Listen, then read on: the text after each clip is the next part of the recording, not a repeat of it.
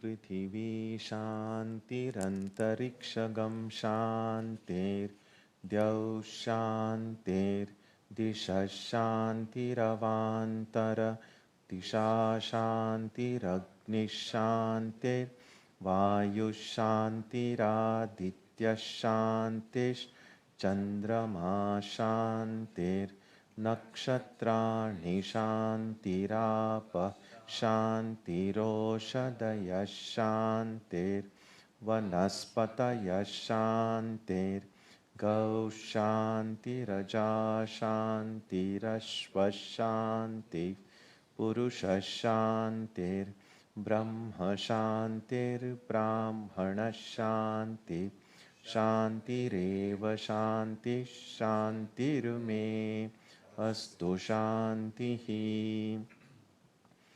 May there be peace on earth and in the sky. May there be peace in the water and in all directions. May there be peace in the plants, in the trees, and in animals. May there be peace in the hearts of all beings. May there be peace in everyone and in everything. Sarvetra sukhinas santu, sarve santu niramayaha. Sarve bhadrani pashyantu ma kaschid dukkha bhag bhavet. Sarvastaratu durgani sarvo bhadrani pashyatu. Sarvas sadbuddhimapnotu sarvas sarvatra nandatu. May all be happy and healthy. May all see what is good, and may no one experience misery.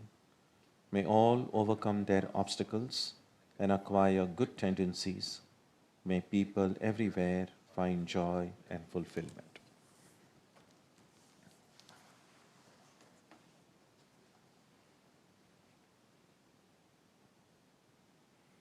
Let us now spend some time touching the center of peace and joy in our hearts. A good way to begin the practice is to withdraw the scattered energies of the mind and bring them to rest on one point. That point can be our own breathing. Let us therefore practice breathing with awareness. As we breathe in, let us visualize that our body and mind are being filled with love, strength, and compassion. And as we breathe out, let us release all the stress, anxiety, and exhaustion in the body and mind. Let us practice this way for a while.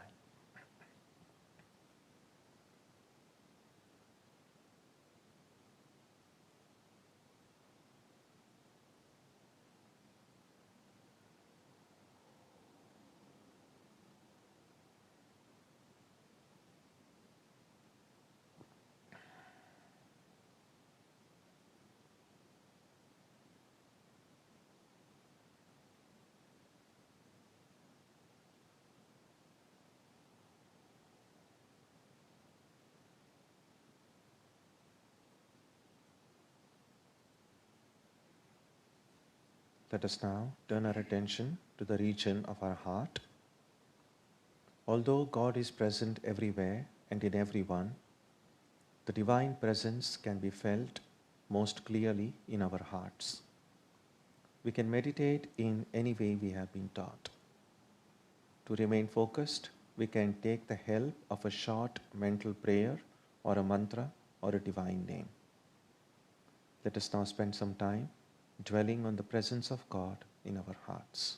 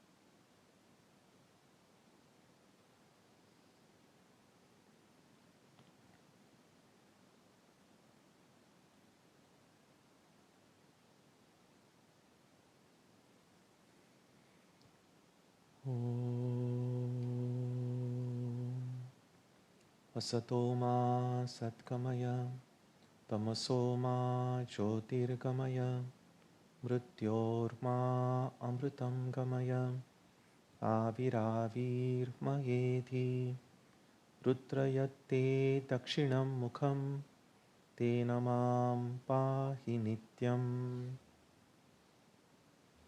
May the Divine lead us from the unreal to the real, from darkness to light, from death to immortality. May the Divine Consciousness fill our hearts and protect us.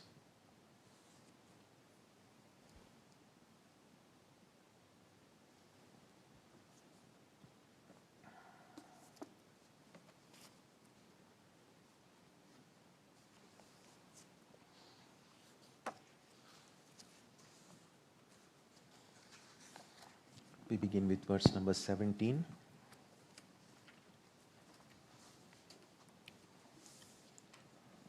Atmasambhavita staptha dhanamanamadhanvitaha yajante namayajnaiste dambhena vidhipurvakam. Self-esteemed, arrogant, filled with vanity and haughtiness due to wealth, they ostentatiously perform sacrifices in name, disregarding prescribed methods. So as we saw, most of this chapter, Krishna is describing the qualities or the characteristics of people who are not attracted to spiritual life. He calls them simply people with demoniac tendencies. In more direct terms, it means that those people for whom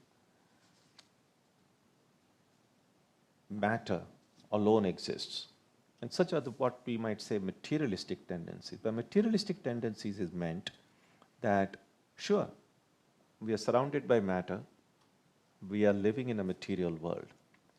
But if we think that this is all that there is, that there is nothing beyond this, then such a person is a materialistic person. Now, materialistic person doesn't mean that you deny the existence of matter, that you deny what's around you.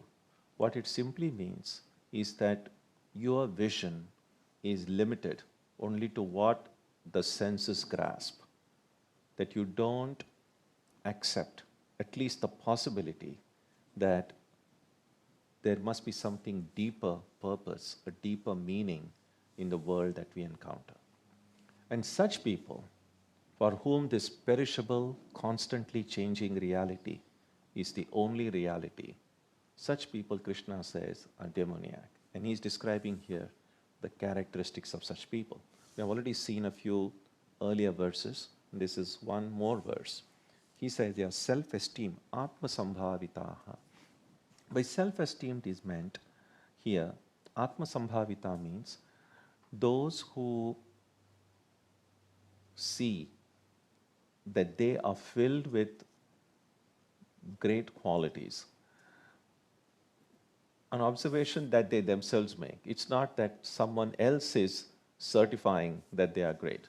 It's a self-certifying judgment that I have all the qualities within me. That's what Atma means self. So if a person judges himself or herself to be like a repository of all virtues, even if the experience of all others is completely opposite, that is what self-esteemed here means. So here, the word self-esteemed is not used in a positive sense, because sometimes it's possible in English, sometime when we say you must have a good, positive self-esteem. So we can use the term in a very positive way. But here, the translation is self-esteem, but the Sanskrit word atmasambhavita means one who denies that there are any weaknesses within and sees qualities which no one else is able to see. Arrogant, stabdha. And this way of a false self-perception or an unrealistic self-perception can only lead to arrogance, obviously. If I think I am perfect when I am not, then I'm just going to see imperfection all around me. And that is what then leads to arrogance. Filled with vanity and haughtiness due to wealth. Now, due to wealth is only one of the possibilities. Vanity and haughtiness can come through many things. Wealth is certainly one of them. It can um, come through scholarship, that I'm the most intelligent among all the people. It can come through appearance, that I'm the most beautiful among all. Now, any of these things can lead to sense of vanity and haughtiness. So people with demoniac tendencies have these things. They ostentatiously perform sacrifices in name. So even when such people do, which can be seen externally as religious worships or religious events, they do it only in name, disregarding prescribed methods. And as I mentioned to you, I think on an earlier occasion, is sometimes people like to do these grand things, and even religious observances can be done in a grand way, not necessarily out of devotion to the deity that is being worshipped, but just to show, just to flaunt one's wealth so that people can come and appreciate. Some of the big pujas, the pujas that are done collectively in India, and of course now in many parts of the world as well, sometimes this kind of a tendency can come.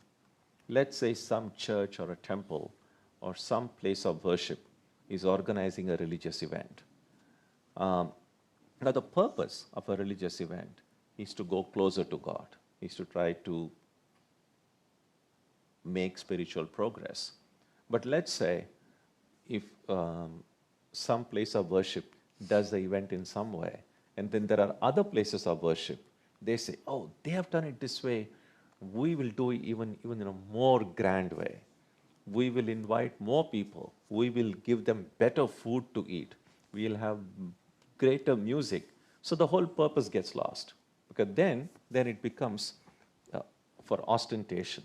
The whole reason why we observe any religious events gets completely lost. And that is what is done by people with these asuri qualities.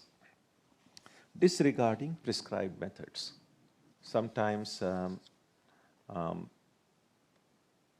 we have event, for instance, a certain kind of puja or a certain kind of religious observance might need that it be done at a specific time. And then there are people like, oh no, that's very inconvenient, I can't get up so early. Can't we just do it some other time? And sometimes, unfortunately, when many of these religious observances get customized to the needs of the people, to the extent that their original prescribed methods is completely ignored, then one might say, why even go through all that trouble?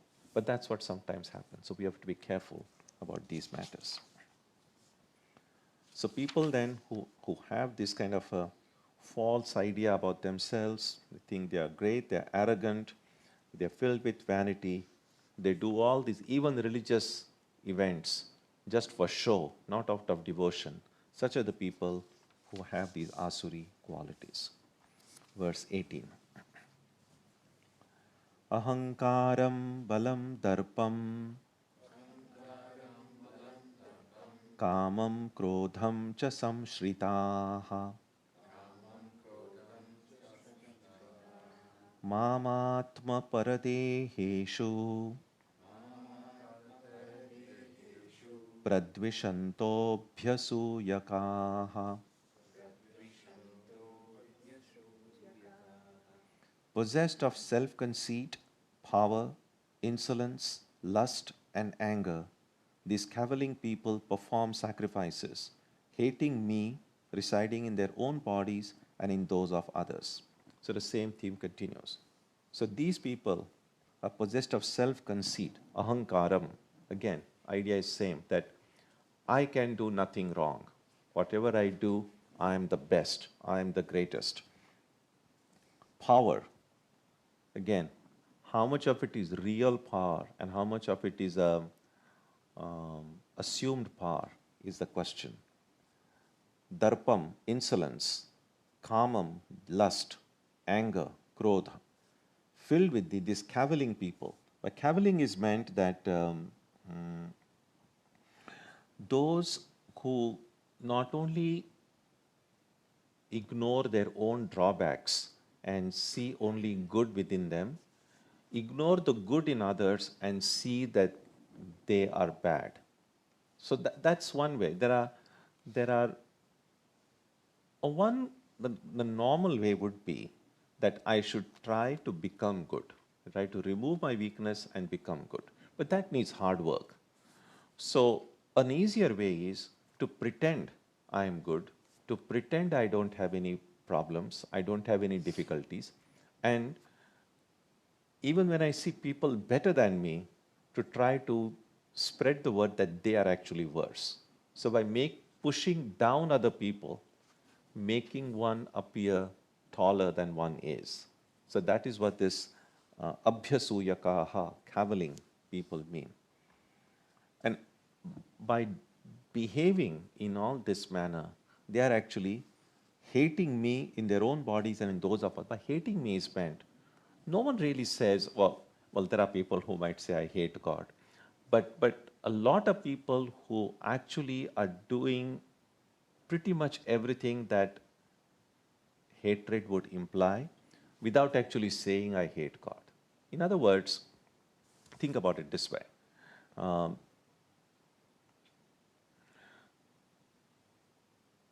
Let's say if there is let me put, how would you say? For instance, now in the presence of one's parents generally, we would not, we would be very generally, if in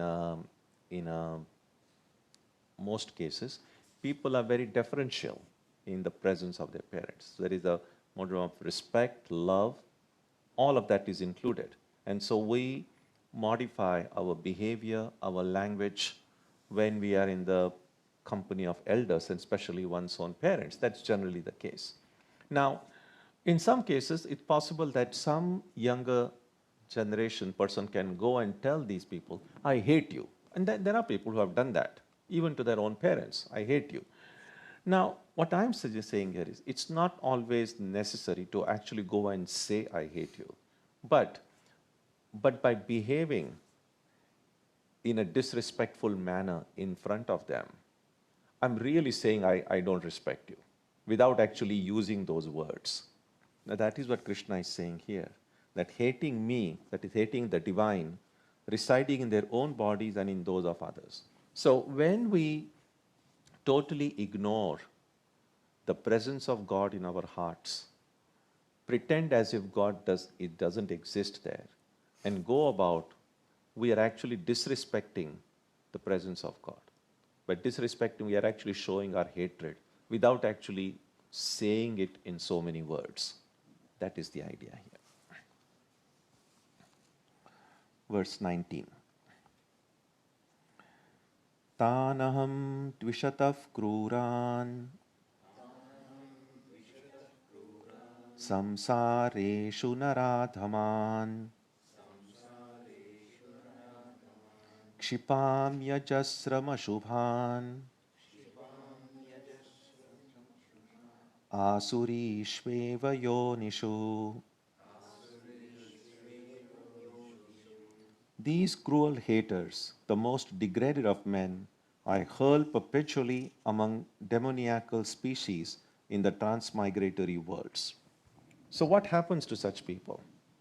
And Krishna says here, to such people who are very degraded in every way, we have seen a number of verses describing the qualities, that they are extremely degrading qualities.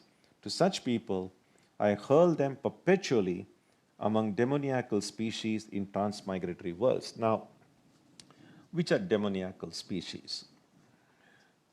We know that there are many different kinds of species, and it's possible to express one's demoniacal qualities in any of these species. But from a human perspective, in some of these species, these demoniacal qualities might seem to be more prominent, if you like. For instance, now, if we think about just living an instinctual life, a life which is not guided or controlled by one's own will, just a life that is completely at the mercy of one's own biological needs and biological hunger, without any higher power controlling it, then we might say, well, that sounds like a pretty demoniacal way, a way that is not guided by a higher faculty. Now, from a human perspective, it would mean, for instance, being born in a species which is, again, I keep on saying from a human perspective because this can be a little controversial. For instance, being born as just an animal. Now, from a human perspective, by and large, animals are guided purely by their biology.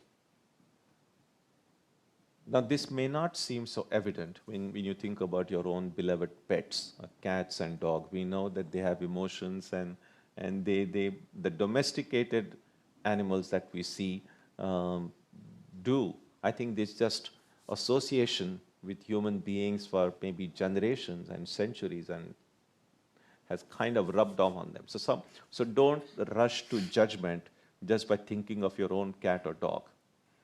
I'm just saying in terms of just wild animals. We see, at least a human perspective would be, they are just guided by their basic biological instincts and drives and impulses. There is not much of reflection going on there.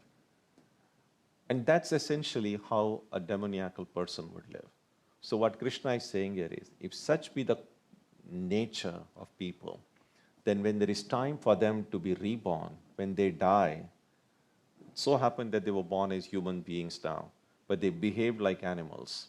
So when it's time for them to be reborn, it's better for them to be born as animals and live like animals, rather than be born as human beings and live like animals. That is the idea here.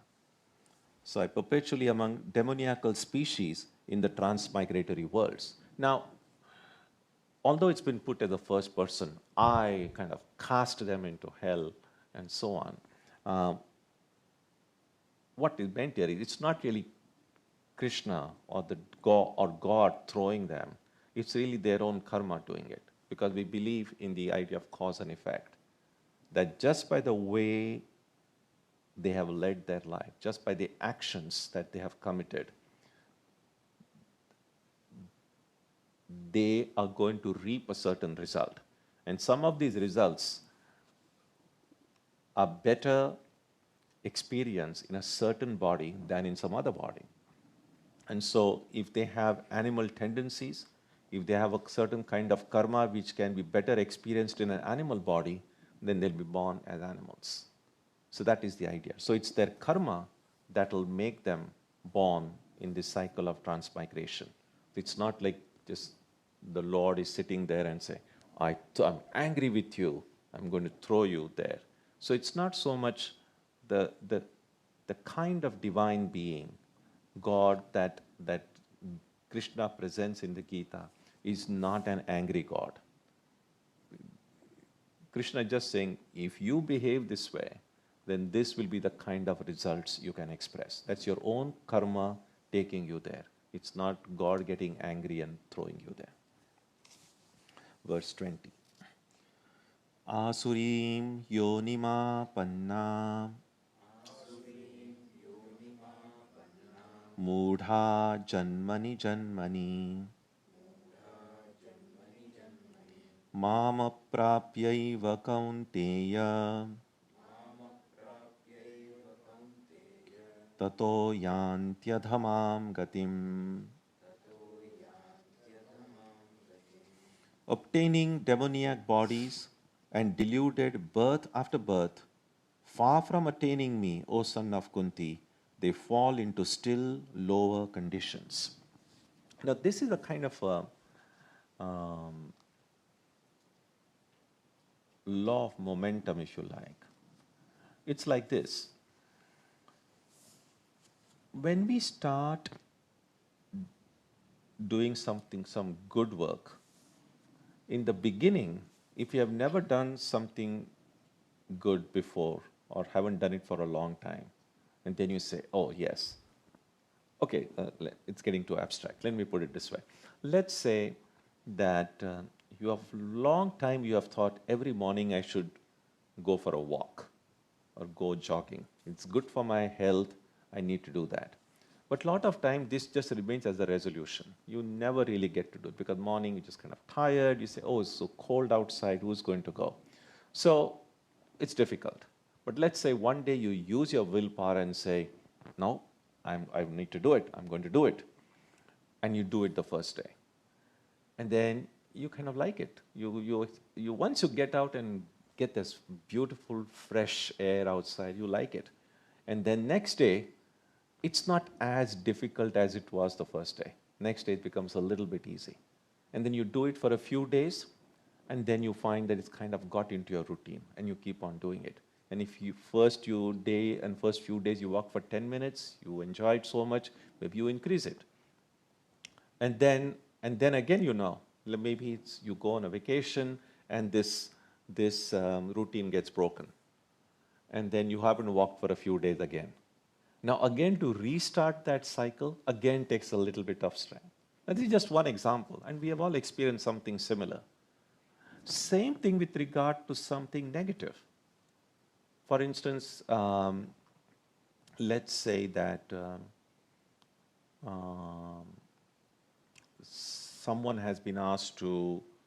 person has been asked that you need to take care of your diet, that these are the things you should not eat and you must maintain this kind of diet. And this person is just not able to do it. And so the more this person ignores what needs to be done, one can get into this negative habit. And then again, to break that. What I'm just trying to say is this, that to change a certain habit needs more will, more effort than to maintain an ongoing habit. So once something is it's like this, even when it's like the gas your car uses when it's cruising. So when you are accelerating, you're using more gas. But when just cruising, maintaining it, your gas consumption becomes less. At least I think that's what it happens. So this is what essentially it is. So when you kind of want to change some habit pattern, you need more effort, more strength, more willpower. But then once you are doing something and you're happy with it and you feel it's something good and it needs to maintain a good habit requires less effort. So this is what is meant here when he says that these people fall into still lower condition. So if I now find that there are these demoniac qualities within me, now to counteract these, to get out of this spiral, downward spiral, I will need a lot of effort, a lot of things to get out of it. But if I don't do that, then nothing remains static. If I'm going down, and if I don't do anything to counteract it, I'll go more down, and more down. Similarly, if I'm going up, the more I do it, the more up I will go, So remaining static in life is actually impossible. You always have to be doing something. If you are going up, if you are progressing, you need to have at least the minimal effort to maintain that progress. If you stop that effort, you're going to lag behind and then maybe get back into the demoniac thing. Similarly, if I find that there are certain demoniac tendencies in me, I need to use an extra effort to get out of it. But if I don't do that, then as Krishna says, they fall into still lower conditions. So the entire onus is upon us. So I need to look at my own inner condition, decide where I am, decide how I need to use my willpower, and then march ahead. And in the next verse now, Krishna will summarize all of these qualities that these people of Asuri nature have can be summed up into three basic problems. That's in verse 21. Trividham narakasyedam dvaram nashanamaatmanaha kamaf krodhas tatha lobhaha tasmadetatrayam tyajet. There are three types of gates to hell, destructive of the self: lust, anger, and greed. Therefore, these three should be shunned. It's pretty clear. So, all of the different attributes of the demoniac people described earlier can be summed up into these three things. It all boils down. The bottom line is these three: lust, anger, and greed. To the extent we are able to minimize these and eliminate these from our life, we will be able to get out of this demoniacal downward spiral. Verse 22. Etair vimuktaf kaunteya tamodvarai stribhir naraha आचरत्यात्मन श्रेयः ततो याति param gatim. The person who has got rid of these three gates to darkness, O son of Kunti, practices what is good for himself and thus goes to the supreme goal.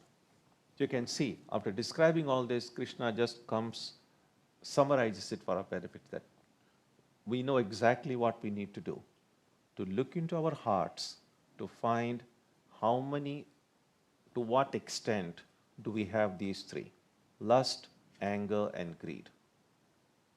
Don't be disheartened or disappointed if you find that these are there in different proportions. Most people who haven't realized God have these in different proportions. So you are not an exception. But you will be an exception if you try to make conscious effort to get these out of your system.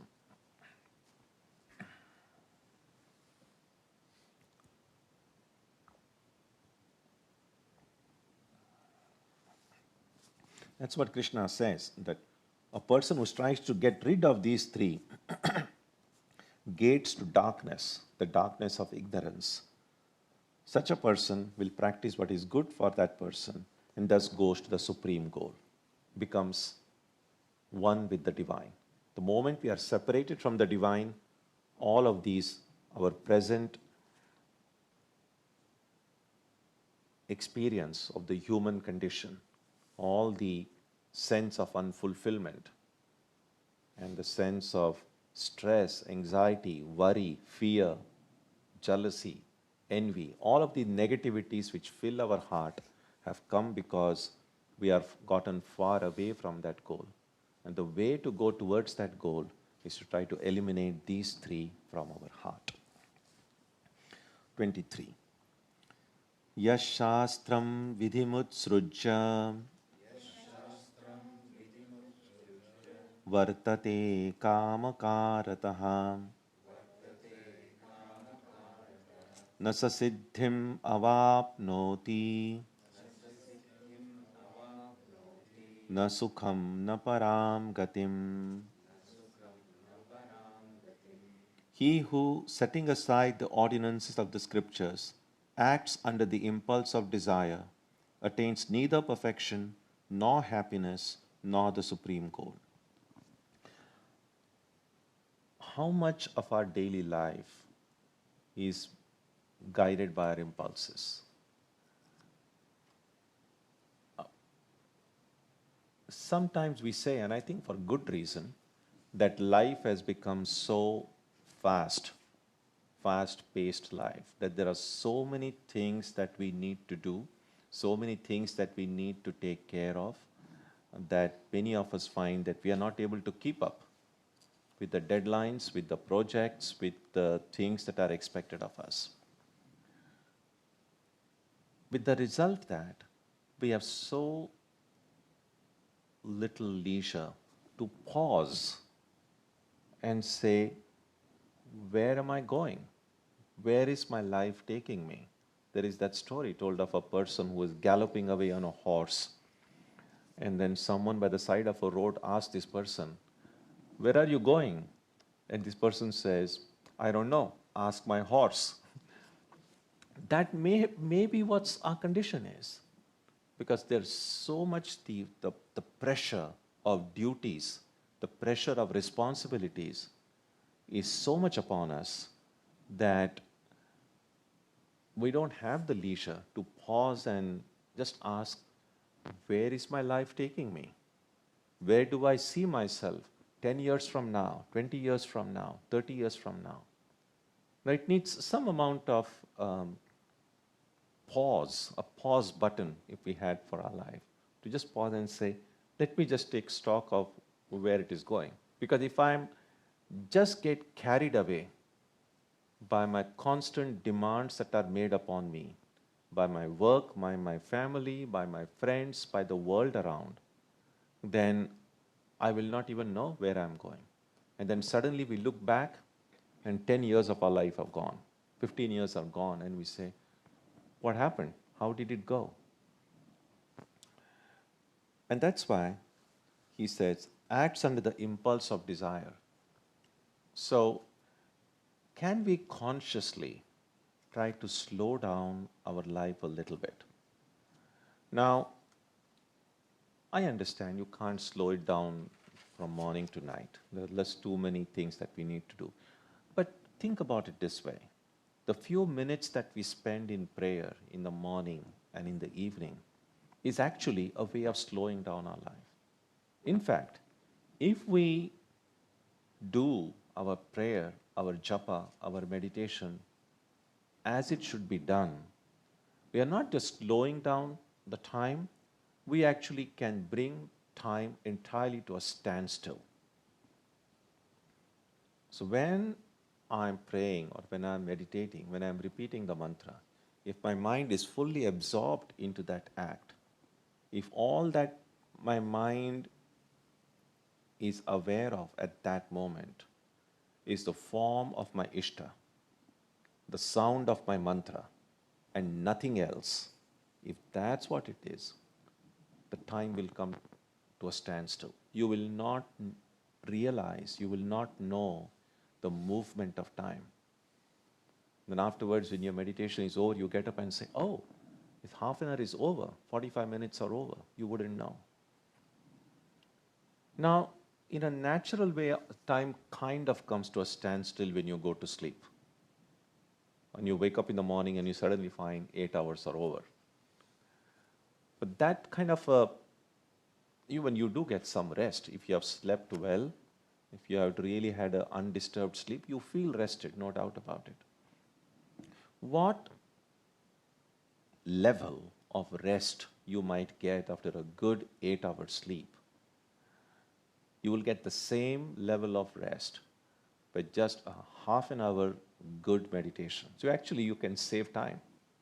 That's why they say people who meditate well don't need that much sleep. So we need to try to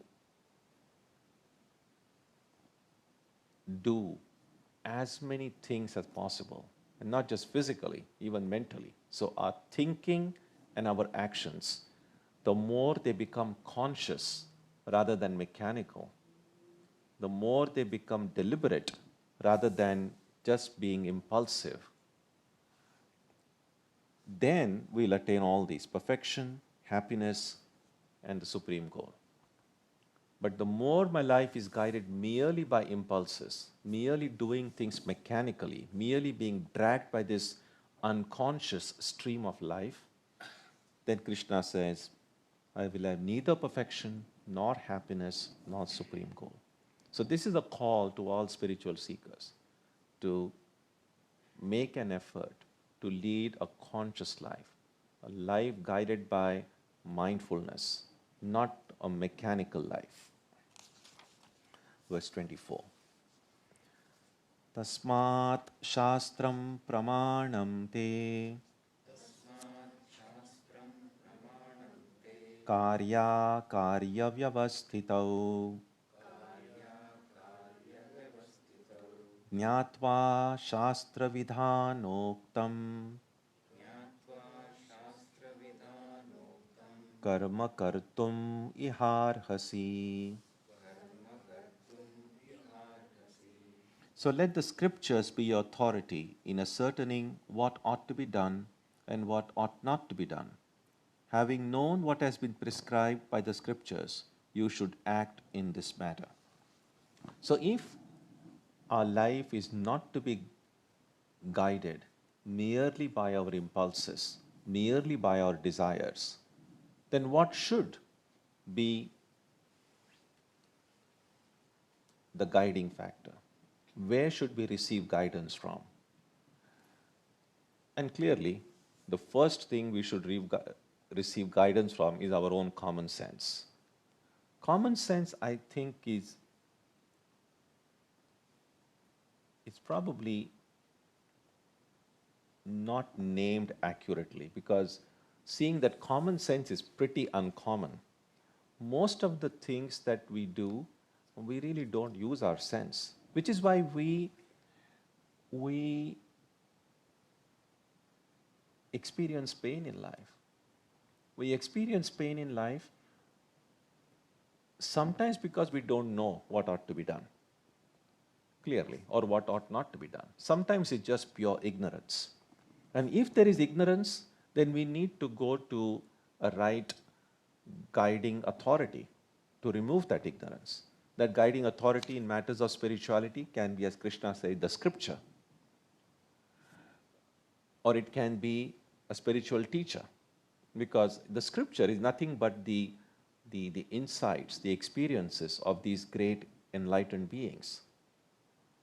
But when we know what is the right thing to do, when we know what is right and what is wrong, then common sense is do what is right and don't do what is wrong. But sometimes we know what is right, we know what is wrong, and yet we go and do what is wrong. And we do that because we are not following our common sense then. We are following just the impulses. And impulses can drag us in a direction which will increase complications in our life, which will increase the pain in our life. And so in circumstances where we don't know what is right, what is wrong, we should receive guidance. And Krishna here says that guidance comes from scriptures or people who know better than me. That's the idea. So with this, we come to the end of chapter 16. You have any comments, questions, thoughts, ideas on this portion?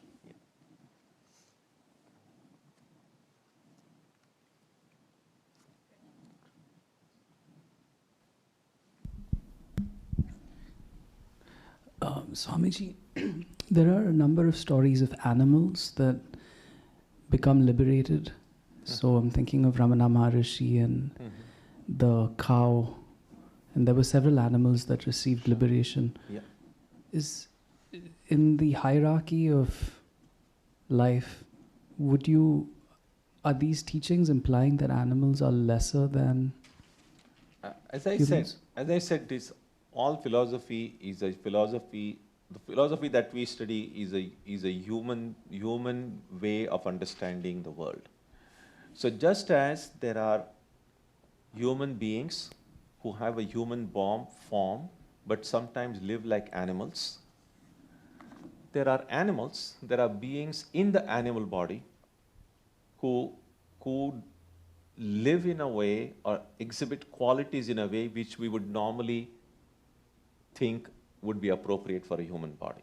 So sometimes it's like a mismatch.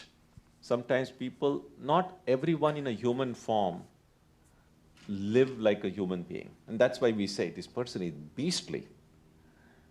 In other words, this person really should have had a beast's body, but is having a human body. So similarly, the kind of exceptional cases that you mentioned about the cow in Raman Maharshi, and there are many, many similar examples, we can say that, well, the being in that body ideally should have been in a human form instead of being. So exceptions actually prove the rule. So just like most human beings are like human beings, but some human beings would behave like animals. In the same way, most animals are like animals, but some animals behave like human beings. So that's a human explanation of how those things are. And then Swamiji, this is more of a comment, but you use the phrase common sense. Mm-hmm. And then earlier you mentioned that if we become completely absorbed in the sound of the mantra or the vision of the Ishta, we lose track of time. And the sound and the vision are senses. And the term is, those are senses.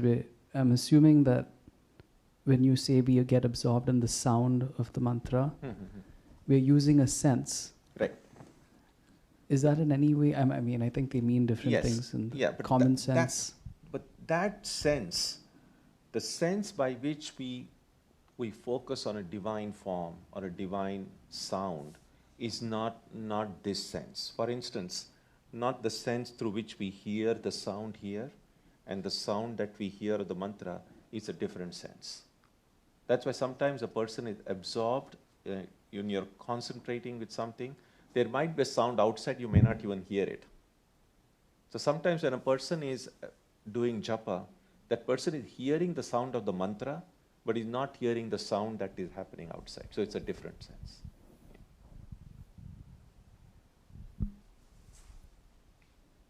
Any other?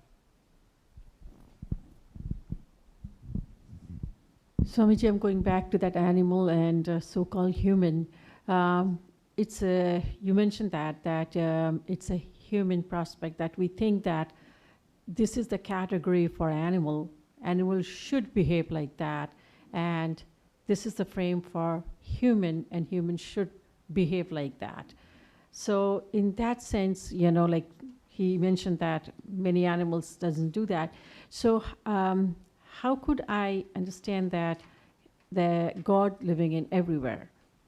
Even being a human, we are putting everybody as a God, but we are categorized human and animal, two different. Animal is a lower quality, and human beings are better quality. No, as I said, we don't know if a dog or a cat were to start philosophizing. Their explanation of the world would be, a dog's explanation of the world would be a dog explanation. So how a dog would visualize God, or how a dog would visualize evolution, only a dog knows. Just because we are human beings, we cannot visualize the world the way a dog would, just as a dog would not be able to visualize the way human. So that's just the limitation of the mind which is presently within this human body. When the same mind, because the mind is constant. So if let's say a person now, a human being, is reborn as a dog. Now that mind then is now functioning in a dog's body. So in a dog's body then, that mind will be able to look at everything from a dog's perspective. So Swamiji, to avoid hitting a state of steady state where inertia sets in and we stop striving, what are some questions we can ask ourselves on a regular basis to keep us on a spiritual path?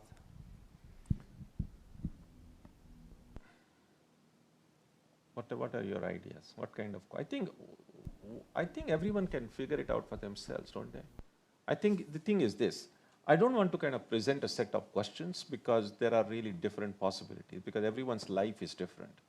But I think if we have some idea about what my goal is, or what is it that I'm trying to inculcate within me, then one would know. It's like, for instance, just taking the example of, say, taking a morning walk every day, or say, or meditating every day at a certain time. And then I would know just by looking at how much am I able to maintain my own resolutions. Some of the things that I said I should be doing, am I doing them or not? Some of the things that I said I should not be doing, am I avoiding them or not? So periodically looking at our life is very helpful. And it should be done in three different ways at least. One is a daily looking at one's life. My guru used to advise us that every night before going to bed, just go through the day's activities in a kind of a fast forward mode, even if it's within 5 minutes or something. Just quickly some of the things that happened that day, and see which are the things that you did correctly, which are the things you could have done better. So this is a kind of a daily looking back at that day's activities and just making sure you are on the right track. Then periodically, say maybe once a year or so, maybe a New Year day or your birthday or whenever, we can just look back at everything that happened that year. So once a year we can look at what happened that year, some of the major things that happened and how I dealt with those situations. And then still once in a while, look back at maybe last 10 years or last 15 years, or your life up to this point, from as far back as you can go, from your childhood as far as back you can remember, and just look at where your life has brought you. So I think at these kind of a short range view, a medium range view, and a long range view. It's almost like taking a close up, kind of a medium shot and a long shot of one's life periodically. I think it's helpful.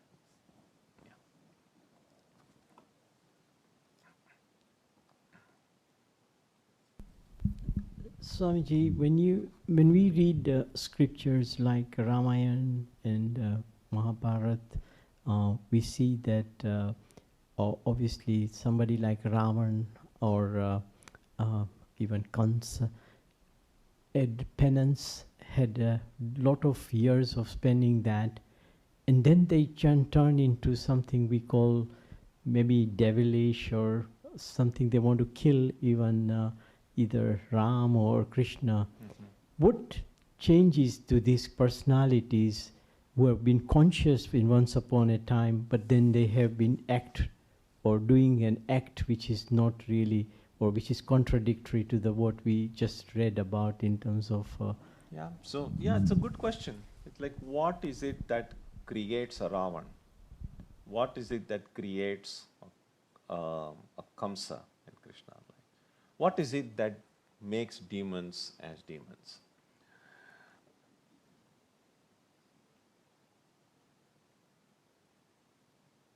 I would think the answer would be just the natural state of affairs. When think about it this way, why is it even necessary for God to come again and again? Why do we need many incarnations? Well, once an incarnation comes and everything should be fine. But as Shankaracharya mentions in his commentary, that an incarnation comes, injects a great spiritual power, and then things kind of seem to have been balanced out, but over time then, all those high ideals kind of get diluted and things start going down. Then a kind of a tipping point is reached when things become so bad, then God finds the need to come down again and kind of bring it up again. And then slowly again it goes down. Then you bring it up again. Something similar can happen in our own lives. And if we look back at our life, some of us may be able to notice that there were periods when sometimes it is possible that when we were young, when we were teenagers, there's this great idealism. And then everything what was like seemed like wonderful. The world was so filled with optimism. We had golden dreams. And then for whatever reason, at some point, the dream breaks or kind of changes, or things which we expected don't happen the way it happened, and things seem to go down again. And then some other blow comes and it kind of goes up again, and it goes down again. So our life really is a little bit like constantly going up and down, up and down, up and down. Now, the question is, should I just remain at the mercy of this high tide and low tide of life? Or should I make some effort that whenever it goes up, by my effort and doing the right action and the right way of thinking, I don't come down again? Or at the very least, I maintain that crest. And then I strive harder, I go up. I strive harder, I go up. I strive harder. And this is the way a person goes up and goes to the supreme goal. But if I don't do anything, then just the natural way is like going down. So we might think that people who became ultimately Ravana and Kamsa, they just didn't strive, so it just went down and down and down. And that's what Krishna says in verse number, what is it? Verse number 20. He says, far from attaining me, they fall into still lower conditions. That's the thing. Yeah. Namaskar Maharaj. In Ramayana, when Ravana dies, Mandodari will talk to his body and saying that it is the Indriyas that had killed you, not the Sita, or like not the Rama who brought you. And if I should reframe this, like the Indriyas had killed you, but not the Rama. So she tells that you have controlled your Indriyas while doing your tapas, penance, and that was like that took revenge now. So what is this in controlling the senses? If I, let's say, if I have a thought and if I want to see something, and if no, don't see, close your eyes, is that not the controlling senses? Yes. The thing is this, there is good and bad. Senses can be used intelligently so that I can use my sense of perception to see things that will strengthen me, that will make me a better human being, and avoid the sights which will degrade me. Same thing with regard to sound, taste, smell, and so on. That's why some of these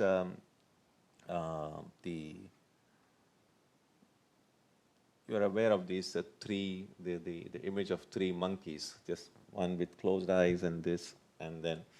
But then there's another one image which says, it's symbolical that the monkey is closing just one eye, one ear, and just a half of the mouth. And the explanation given is, don't see what is bad, see only what is good. Don't hear what is bad, hear only good. So shutting out the senses is not itself a solution, but using a good filter. And that filter would be, the world is not all bad. Just as there are negative things, there are positive things as well. So if I just close everything, I'm depriving myself of the positive things in the world. So the goal is not to isolate ourselves. The goal is not to run away. The goal is to be there and be. The example that Ramakrishna often gives is of a Hamsa.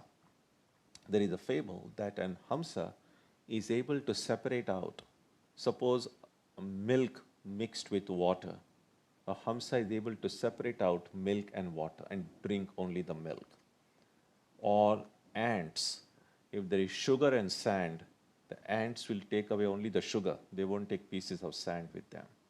So this world in which we live is filled with sugar and sand.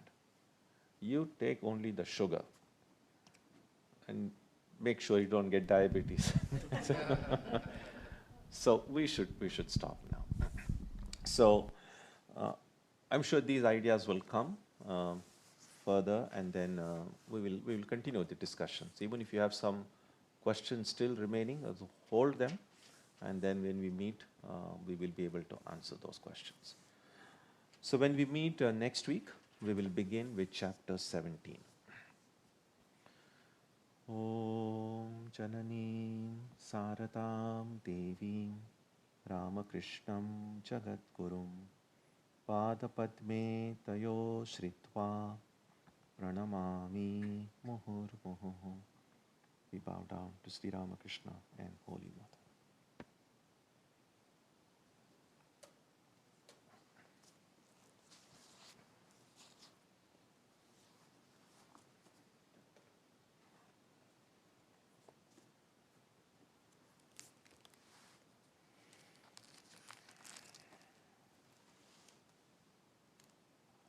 This Saturday, is Diwali, we celebrate Kali Puja. So on Saturday evening from 6:30 to 9, we'll have Kali Puja here. All of you are welcome. As usual, we'll have music, worship, flower distribution, flower offering, and prasad. So all of you are welcome for Kali Puja. And because we have evening puja on Saturday, there will not be the morning Sunday service. So Saturday Kali Puja, there will be no Saturday evening meditation because of the puja. So we'll have meditation next Tuesday as usual at 6 o'clock, and 7:30 we begin chapter 17 from next week. We conclude with a prayer now on page 3 of the books.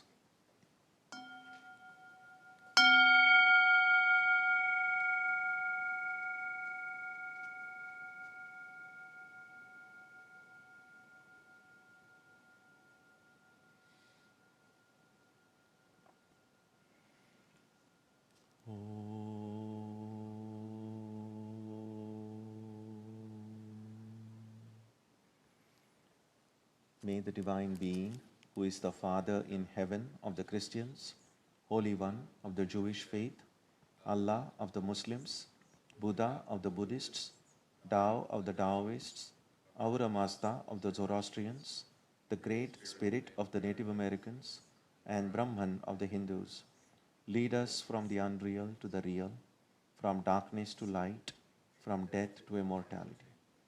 May we be granted strength, freedom, and clear understanding. May we learn to see God in our own hearts and in everyone around us. May God bless us all and fill our hearts with gratitude, grace, and love. Om Shanti Shanti Shanti. Peace, peace, peace be unto you.